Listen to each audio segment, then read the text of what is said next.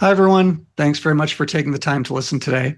I know that life gets busy and we're inundated with a plethora of streaming options out there for learning, entertainment, or just to shut your brain off for a little bit, which in my opinion is perfectly acceptable. The fact that you've dedicated yourself to our podcast for the next 30 minutes or so is an honor and privilege for us. I love these two that you're about to hear from.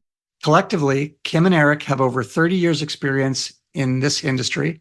Respectively, they've worked on various titles, including Ghost Recon, Terminator Salvation, Walking Dead, Apex Construct, Horizon Zero Dawn, and most recently, Battlefield. I will mention that since delivering this talk in September, Kim has left DICE to go on to New Horizons, now working as an art director at Toca Boca. For those of you who have kids, that company might sound familiar. My daughter in particular was extremely excited when I said that I know someone who works for the company that makes her favorite iPad games. In today's talk, the guys will explore various stages and processes of an external development partnership, from initial trials to advanced techniques. They get into the details of their innovative approach, combining new school co-dev with traditional outsourcing. Of course, they did all this with the interest of getting the best out of their external partners, whilst allowing their internal artists to maintain ownership and flourish. Okay, I now present Unlocking the Power of External Partnership Collaboration with Kim Aava and Erik Pettersson. Please enjoy.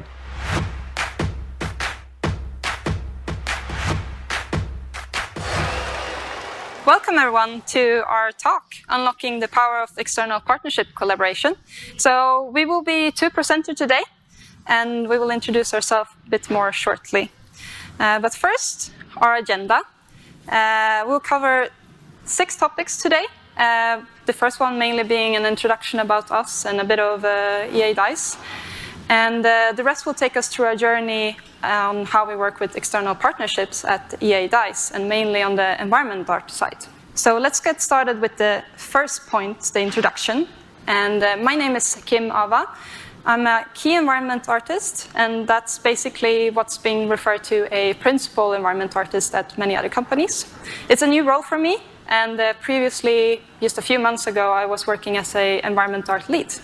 Hello, my name is Erik Pettersson, and I'm the lead outsource artist working with the environment team at DICE. So this marks the 10th year in the industry for me. I started back in 2013 as an intern at a small indie company working on a game that never saw daylight. And then I continued doing a small internship on the Solars project, and that was also during the time I was a 3D art student.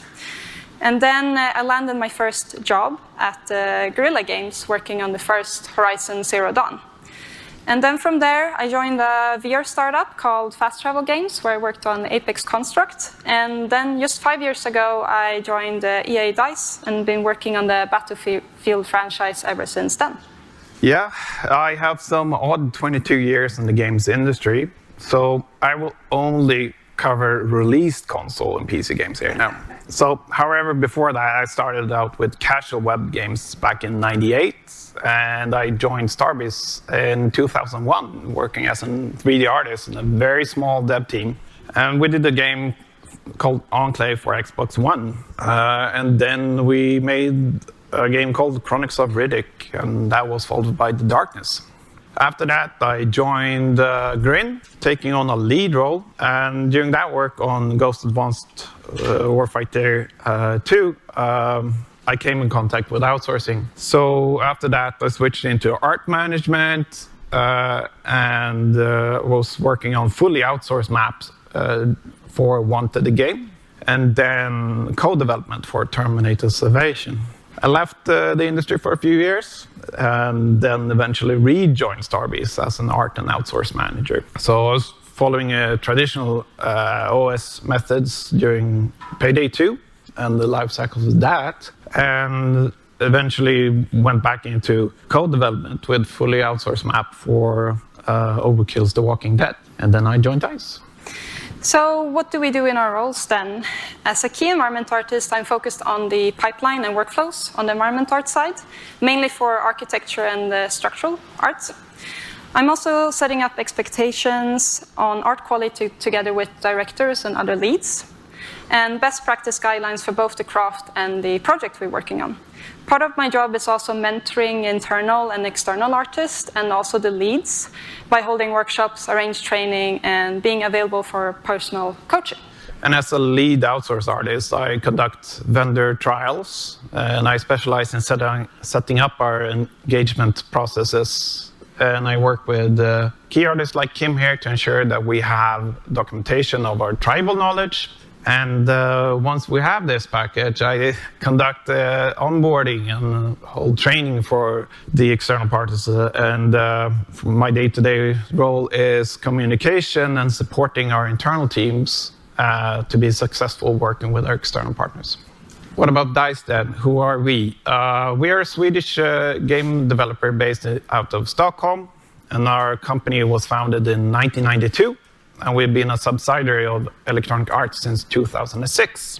So since the first release of the Pinball Dreams in 1992 for Amiga, we've released 48 titles, where we find games such as Motorhead, Codename Eagle, Battlefield, Mirror's Edge, and Star Wars The Battlefront series. And since the debut of Battlefield Bad Company, our game engine Frostbite were introduced. So let's move into talking about our hybrid method then. So let's start with our mission, creating sustainable cutting-edge art for games through embracing the future of content creation, to quote our content production director. So how did we land on this hybrid model, and why did we take this specific path? The traditional outsourcing method requires usually a team of internal artists that reviews feedback, make briefs, prep work, and so on. And our internal team need to look different. We work with a pod structure for different maps. So we need internal artists, but we also need them to be flexible and scale. However, going the traditional way gave us this unhappy internal team and leading to frustration and unmotivation. So to quote a few of the feedback points we got was, I just want to focus on art. Can't we just have dedicated outsourcing artists that wants to do this? My skill as an artist are degrading. And this is just a few of the ones that came through. So having a lot of artists internally, however, is very costly and slow. We wouldn't be able to have that massive scale of an internal team. Also, of course, the studio will compare to other studios and look at the numbers and wonder why we are so slow and not that cost efficient. So from the studio's point of view, you will hear things like, why do you need more people? You're already the largest team. Can't we just outsource it? That studio has outsourcing, why don't you? So how do you strike a balance between this, like keeping the artist happy and motivated, as well as keeping the studio happy and cost and time efficient? To start off, we had to redefine the role of an environment artist, to set some core pillars, both to set expectations on the artist, but also to set expectations on the studio. Being an environment artist for a project, specifically for the map creation, you're all what we call being a Tetris shaped. You're an artist, a planner, and an art director. So to enable an artist striving for this balance, we cannot have a traditional outsourcing method, nor can we have like full code dev either. And neither can we have only purely art content creators at the studio. So this is why we decided to make our own hybrid method that combines part of the traditional outsourcing and code dev that Erik will now talk more about. The EA DICE hybrid external development method. Well, we combine the elements of code development and traditional outsourcing models to leverage on the benefits of both approaches. The difference are that our internal artists are collaborating directly with the integrated external artists. For the external team to be fully capable of using our proprietary game engine and to understand our workflows, we spend 2 months onboarding every external artist, so they're prepared for full production. Our internal teams owns the entire map, and they spend time on concept development, art direction, and taking high-level creative decisions. So the assets placed on the maps are produced by our EA partner studios and external teams. The internal artist owns their respective backlog and assigns assets to their vendor artist, providing them with asset guidance, feedback, reviews, and following our established workflows in order to ensure the alignment for the project's artistic vision. Communication and project management tools facilitate seamless integration and coordination, and internal and external artists are frequently meeting up to sync, and both teams are continually coached by an outsource lead, such as myself. So hybrid art outsourcing requires training efforts, but in return, it offers flexibility, scalability, and provides access to specialization in skills while maintaining control of the artistic direction. It maximizes on efficiency, productivity, and the quality bar by combining internal expertise with external staffing. What do we mean when we talk about internal teams, EA partner studios, and external teams? Our internal studios and teams are the ones situated in Stockholm, the EA, DICE, and Frostbite teams and departments. Then we have collaborations with other EA partner studios, such as Criterion, Electronic Arts Gothenburg, Electronic Arts Shanghai, and Ripple Effect, that's previously known as DICE LA. But they're not the same studio or teams as our internal ones. The last category are completely different studios that we collaborate with. Retainer-based teams that consist of artists, leads, project managers that we embed into our internal teams for a period of time. And to point out, these studios are our integrated teams. So all of these studios and teams, regardless if they're internal or external support, and collaborate in the same way. We do not make a difference between them. All right. So now when you know a little bit more about the foundation of our hybrid method and which studios we've been working on together with on the title Battlefield 2042, let's look at some of our pipelines. So all of these studios and teams. Sorry. Messed up the slides. Let's see.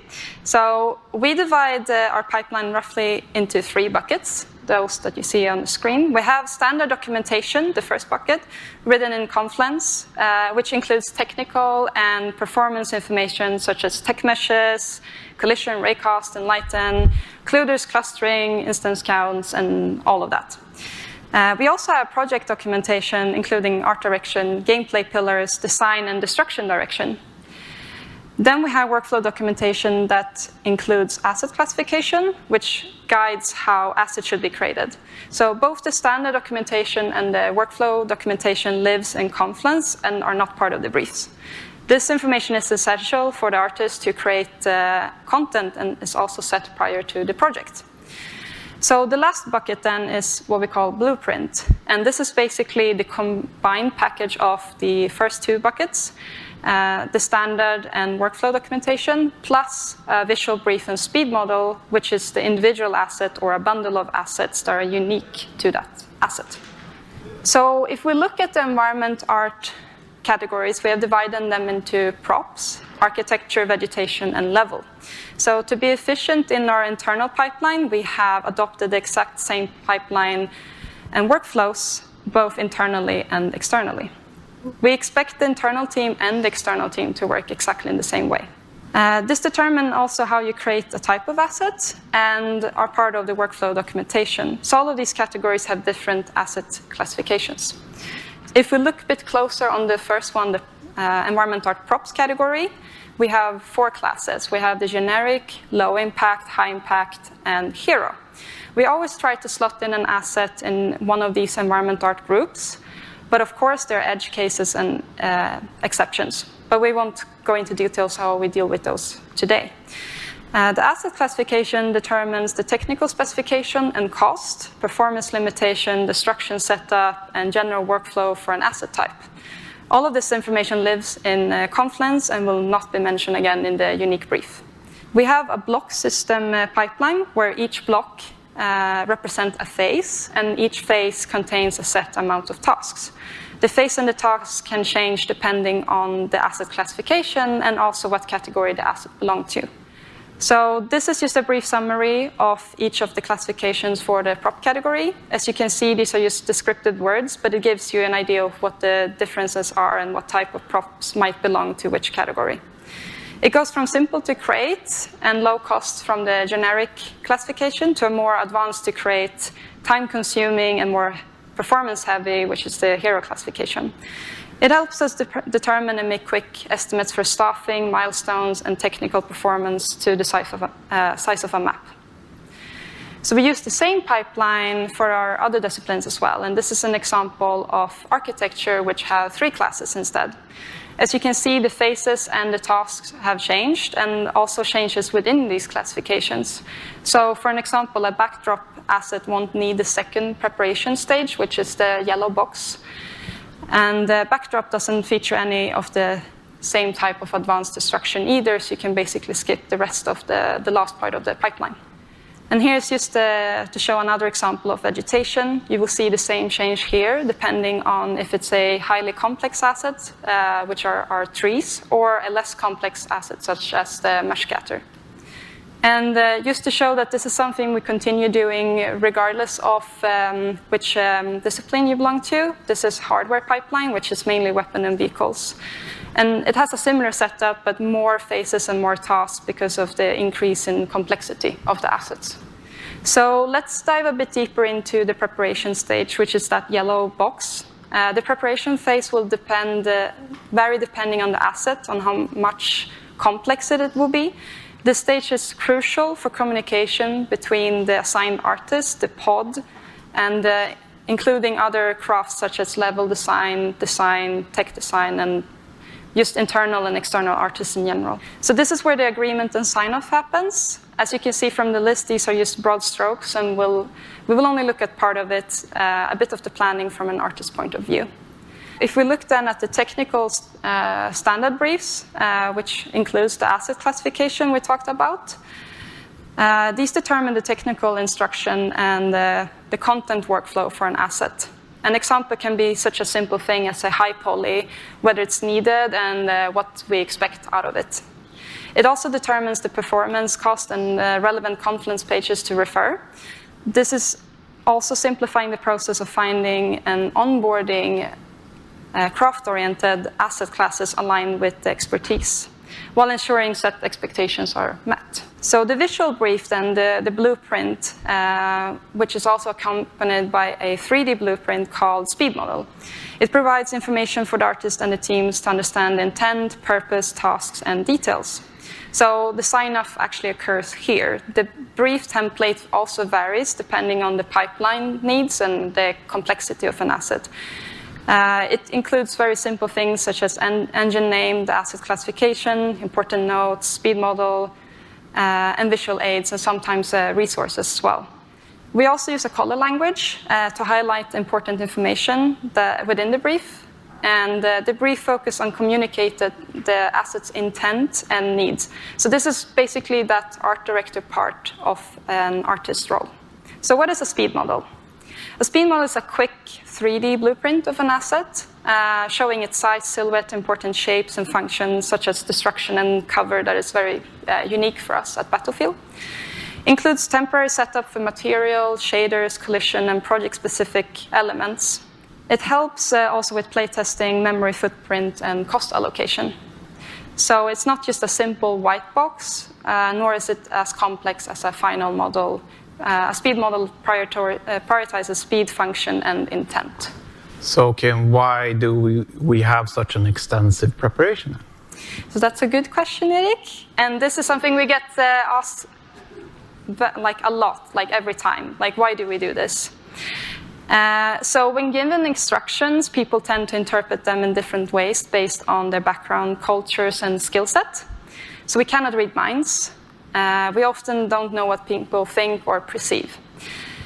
So this is an example just to show how different we interpret these instructions and references. So it's like this, the top row, it's Drasin, and everyone on the team has been given the exact same reference and the same descriptive words. We can see that it varies a lot depending on how you interpret the instruction and the reference. And the bottom row, you can see it's 3 Drasins again, but in the destroyed version. So this is an exercise we do both internally and externally as a part of our onboarding processes to emphasize the importance of briefs and speed models. So using visual briefs helps also overcoming language barriers and allows for different perspectives. So by investing our time up front, we reduce feedback rounds and improve communication between stakeholders such as design and gameplay teams, and also prevent conflicts and misalignments across different layers, teams, and studios. So the package everyone will receive as an artist when working on an asset consists of the visual brief and speed model, the unique part of it, and then the project-specific and workflow documentation. So what about our external pipeline? Well, I'm happy to say that it looks exactly the same. It's just a mirror of what we have internally. Effective artist-to-artist communication are essential for cross-studio collaborations and assuring a cohesive vision and execution of artistic projects. Here are some techniques that can facilitate effective communications between artists. They can be pretty obvious, but they're most likely forgotten as the project continuously goes, and especially when the deadlines are closing in. So most of the time, when you hear peers complain about the external partner collaboration and the results, well, that's due to the neglectance of these areas of efforts. So without clear and concise direction, and there are uncertainties even within the project, how would anyone expect that the external engagement would work out or deliver on expectations when the expectations from start were not clear or simply neglected? Cut your scope early and replan to avoid overcommitting. This will enable you from blocking your downstream departments and allowing them to plan as they don't know what's coming. It's early request and no feature or scope creeps. Having a more rigid planning process avoids issues such as lengthy feedback loops and miscommunication between departments. Conflicts may arise between internal and external teams due to difference in perspective, priorities, and expectations. So resolve conflicts promptly and fairly, foster an open dialogue, actively listen to all parties involved, mediate discussions in a constructive manner, strengthens the ownership, and promotes collaboration.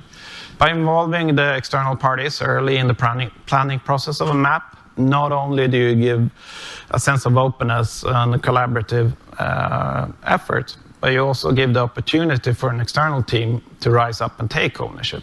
Enable early feature requests to avoid feature creep or technical and performance limitations being found out too late. We're still continuously iterating on the pipeline, and what we found out was that we will add more classifications. As the BF 2042, we had time to evaluate and test what information was of most value to the team to enable efficient planning, accurate time estimation and iteration and communication, and performance evaluation. Right, let's move on to the next segment and look at our team structure. The pod is responsible for planning of each map to a large extent with a support from lead and development director. So we'll be looking at the structure of an environment art team and what we call working in a pod. The way our pods are structured are not really a mystery. We have a pod structure for each map, and each pod consists of one or more artists working exclusively on that map. The number of people in a pod depends on the size of a map, so people may join or leave the team at the different stages and cycles. We also have a support structure with people working on the map, sometimes exclusively and sometimes on multiple maps. This varies based on size and scope of the map. So here we take a look at our structural artist that fully owns the structural asset for that map the artist is working on. They are responsible for constant communication with various dependency teams, for example, tech art and tech design, as well as reporting back to their pod team. The structural artists work together with their pod, art director, and lead artist to determine the map's vision and content. They also communicate with their counterpart on the external team. So here you can see a basic high-level timeline on what we usually see for map production. As the design idea takes form from white box idea to refined speed model and brief, shot grid is then populated with the content. And lead artists support and review briefs and speed models. to provide feedback for the artist to ensure that the base materials are following the expectations. Once the map is ready for production, the structural artists are assigned the external artists that will support to produce the content for the map. These artists will be staffed on the map from production start to content lock, and in some cases also including them during bug fix phases as well, and sometimes also during white box. The day-to-day responsibility then, how does that look for a structural artist in this team constellation? So the short version is that the structural artist responsibilities includes preparation phase, asset ownership, and setup in ShopGrid, onboarding external teams, weekly progress meetings, planning updates, providing feedback on asset deliveries, answering team questions, and offering best practice examples. So this is what we refer to being a planner in an environment artist role. So we also hold postmortem after each map and regular postmortems during production, and that's every 6 to 12 weeks. Led by a lead to be able to act fast on issues and concern and feedbacks, and then adopt to changes during the project. Now we know a little bit more about the team structure. How does all artists come together and understand their roles and tasks? We have several onboarding packages at the studio. So we have project onboarding, where all the artists will be taught everything they need to know about the project vision, goals, gameplay, art direction, and team structure. This is a mix of recordings and separated project conference pages. Then we have craft onboarding, where what an artist needs to know in order to excel in their career, the craft-oriented skill sets, software, and tools. These are not tied to the project, but they're expectations that the studio has on an artist in their given role and career path. This consists of several onboarding courses, mentoring and coaching, and continuously goes as their career evolves and the studio pipeline and software changes over time. Lastly, we have new hire onboarding orientation, and this is for internal artists and includes information about EA, benefits, salary compensation, office orientation, and meeting the teams, and so forth.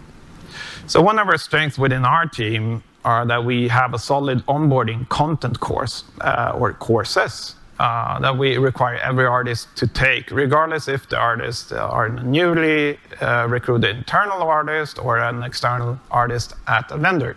We need everyone to take the basic courses, and we have intermediate and advanced courses, depending on the skill level and project needs. For our external teams, we rather ensure that they are prepared for anything we will throw at them, so we do take our time to properly train them. As once we're in full production, it will be very time-consuming to train artists in parallel to conduct and produce content. So before the external artists venture into full production, we covered their role expectations we have on them and how we should work together as an integrated team. We set the framework of their environment and help them become successful within their work. And to further strengthen the success, we ensure that they're properly introduced to the map they will be working on. So we hold an onboarding presentation with the team.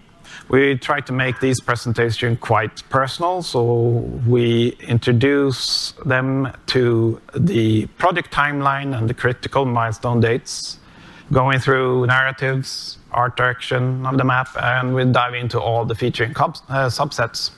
And then we take a look at the backlog and talk about how we intend to divide assets between artists. And it quite happens often that our individual artists would request to work on specific assets.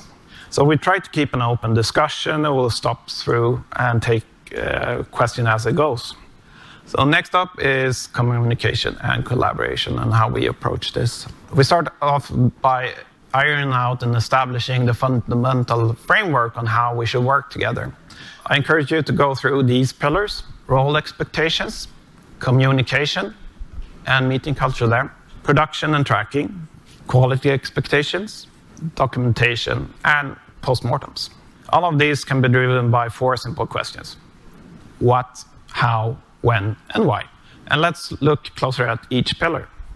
Let's start with the role expectations. Establish role expectations and make them transparent and beneficial for everyone within the team. This is an image of the breakdown of responsibilities based on experience for external artists. What we're doing here is that we're mapping out the role responsibilities to help the internal and external members to understand production expectations. We outline career progression and responsibilities for external artists as they gain experience on the project. Establish routines for the team. Ask your team about their preference in communication culture. How should we communicate and conduct meetings, feedback, and drive reviews? When do we communicate? I encourage that everyone would do daily communication by raising questions and sharing knowledge, or just talk about concerns, flagging risk, and informing the team of your absence. If you're the reviewing artist, dedicate time to answer questions. And as a lead, try to foster an open and transparent communication culture between artists, so everyone feels safe and comfortable asking questions and speaking up for themselves. Production and tracking. This is how we do it. Team estimates, our internal artist provides a basic estimate of the expectation the asset will take on the backlog. And the bid is the external artist that is placing estimates on their respective tasks. Team estimates are rough and only used as guides, so we're not micromanaging the artist here. We're monitoring in on the progress instead. So as long as your artist is continuously logging time, it's easier to follow and monitor in on potential risks. So we use the metrics of efficiency using team estimates, and this is equal to the external artist being close to the intended estimate or not. Efficiency using bids is more interesting because it's how accurately they are to follow their own estimates. So the outcome will be predictable. So the gaps between these metrics should decrease over time. And if they don't, you need to pay attention to why. So what can you do here? We introduced a reporting system where the artist would report the problem why you would exceed 120%. And from this, we could find patterns and understanding the root cause. If it's technical or if it's knowledge, we can action it and try to improve on that and help them.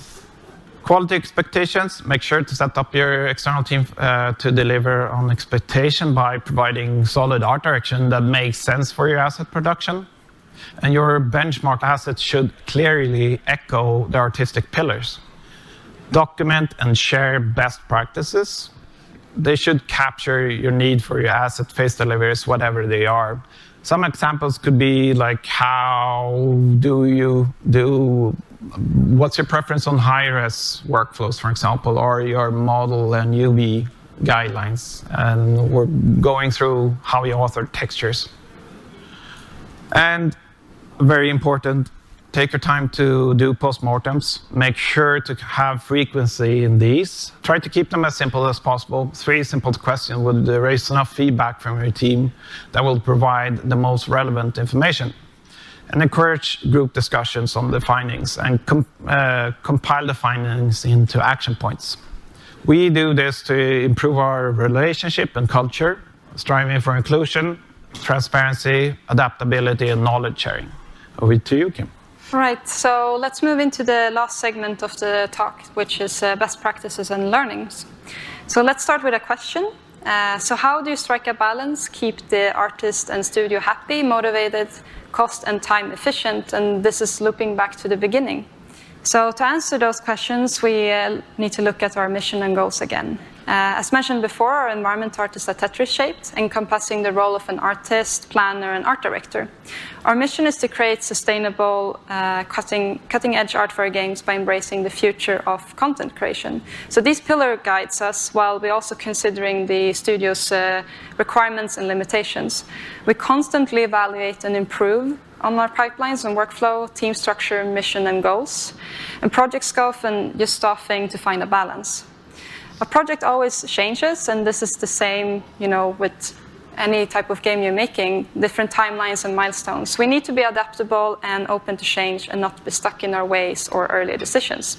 As I mentioned, it's just the same as with games, as with studio culture, same can be applied. It's an iterative process and letting go of what doesn't work. So the secret sauce is adaptability and constantly striving for change, which is not that much of a secret sauce, as it's just constant involvement and requires really hard work. But Erik here will tell you a bit more about our action points and pitfalls from our recent projects. Here are my thoughts on our learnings. So, backend, ensure that your backend supports integrated teams. Engine, allocate time for onboarding teams using proprietary engines. And content tools, prioritize rule sets and shareability between studios for efficient pipeline like automated content validation. Processes, establish effective internal and external artist processes. And communication, keep everyone included and avoid direct messaging between artists. Documentation, document everything to save valuable production time. Pitfalls, challenge and support all artists, both internal and external. And celebrate the work. Find ways to celebrate work remotely. So working with a rigid project structure has drawbacks. It limits adaptability, collaboration, and communication around the core ideas. And it lowers the creativity and innovation for production artists who have mastered your workflows. However, there are positive outcomes. This approach provides clarity, alignment, cohesive art quality, and high accountability from all artists. It's also an effective way to allocate staffing. So what I noticed over time were that my more experienced artists were becoming less challenged by being provided speed models and briefs. So my question here was, how can I motivate my external artists more over time? So I decided to take them on a journey, and I introduced the same fundamental courses as our internal artists were taking. So they will be more or less able to do the exact same type of work as them. So let me share some findings on along that journey. We allowed external artists to contribute early in the map phases and help produce the backlog from initial idea to the final product. We faced challenges as our internal artists were not accustomed to clarify early production questions for our external artists. And from that, we had unclear expectations regarding their capabilities.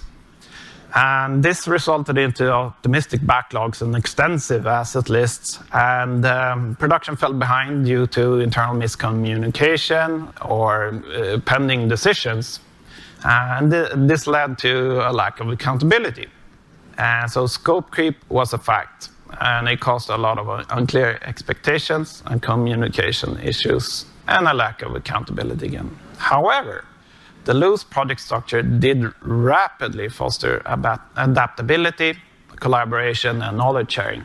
So to be successful, we need to improve communication, ownership, and transparency. Find a balance between a rigid project structure that works well to get the experience to evolve in order to allow a loose project structure. But don't forget that a loose project structure also needs a framework. Right, so last part, celebration. As Erik mentioned before, and this is just one of the most important takeaways, that's why we just want to emphasize that celebrate work and achievements together as one team, regardless if the artists are internal or external. So this is really important and foster and creates one team mentality and strengthen the bonds. It creates moments and opportunities for the team to share and get visibility of their work, both internally and externally. So some examples we do during our team presentation are art-focused, where the pods share their weekly goals and progresses and come together. And some external things we do is art blasts. So it cannot be stressed enough, like celebration in general is really important, and you're one team. So what does the future hold then for us? And we would love to tell you all of it, but unfortunately we can't, as it's part of the next Battlefield project. But what we can tell you is that everything we talked about today are things that we already improved on for the next project. And we're continuously investigating and improving things we already mentioned here during the presentation. And just want to round off with feedback quotes from the internal pod artist and external artist after the Battlefield 2042 main development, and I will only read the yellow ones.